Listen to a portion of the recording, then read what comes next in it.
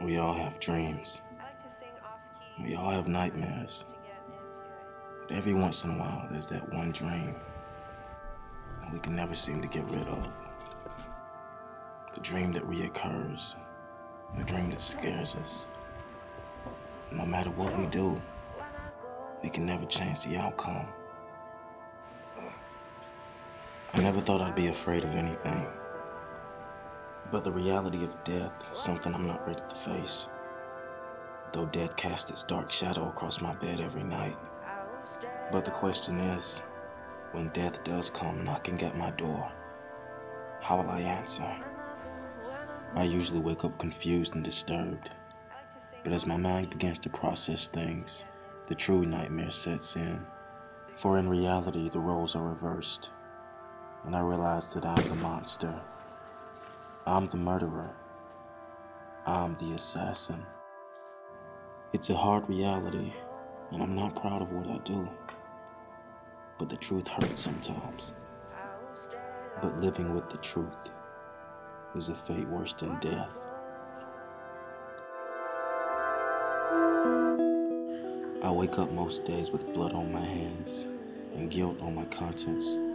So I spend the rest of the day trying to find consolation. But I rarely ever find it. The Bible says, "Thou shalt not kill." But if I do, the Bible also says that God will forgive me.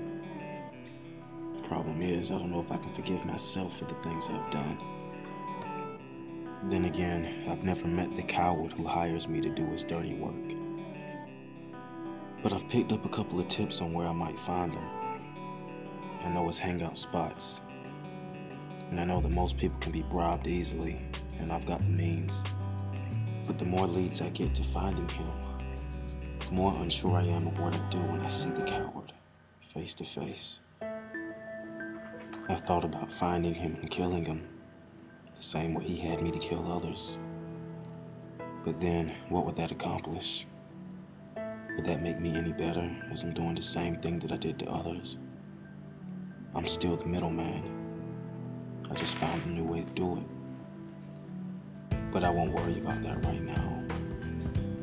I've come too close to turn around now. No, I'm not doing anything different. And I'm probably not proving anything. But I do have a motive now. To kill the source of my nightmares. Someone has to pay for what I go through.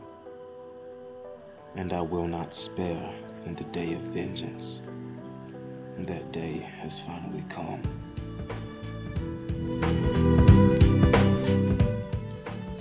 This is the place where it all began. And this is where it will end. All sources have led back to this place. And I'm told by my sources that this is where I will find the employer that I never met. Here, under the cover of darkness, I see my adversary, and tonight, his debt is due.